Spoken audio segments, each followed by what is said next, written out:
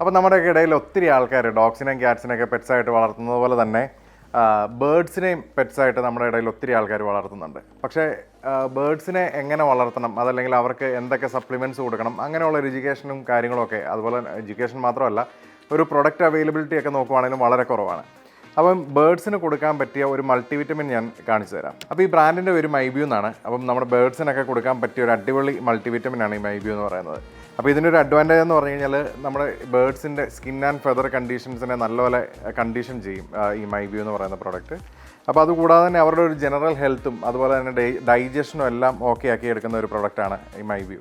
അപ്പോൾ അതുപോലെ തന്നെ നമ്മുടെ ബേർഡ്സിനെയൊക്കെ വീട്ടിൽ വളർത്തുമ്പോഴത്തേക്കും വീടിൻ്റെ അകത്തായിരിക്കും കൂടുതൽ സമയം. അവർക്ക് പുറത്തിറങ്ങി ഒരു നാച്ചുറലായിട്ടൊരു സൺലൈറ്റോ കാര്യങ്ങളൊക്കെ കിട്ടാനുള്ള സാധ്യതകളും കാര്യങ്ങളൊക്കെ കുറവായിരിക്കും. അപ്പോൾ ഇതിൽ വൈറ്റമിൻ ഡിയും കാര്യങ്ങളൊക്കെ ഇതിൻ്റെ അകത്ത് ഓൾറെഡി അടങ്ങിയിട്ടുണ്ട്. അപ്പം നല്ല കോട്ടിനൊക്കെ നല്ല, ഇപ്പം നമ്മളൊരു മക്കാവോ അതല്ലെങ്കിൽ ഒരു സൺകൊന്യൂറിനെയൊക്കെ വളർത്തുന്ന ആൾക്കാർക്ക് അവരുടെ ആ കളറ് പരമാവധി എൻഹാൻസ് ചെയ്ത് നിൽക്കണം, ബേർഡ്സിൻ്റെ കളർ. അങ്ങനെയാണെങ്കിൽ കൂടുതൽ ഭംഗി ഉണ്ടാകത്തുള്ളൂ.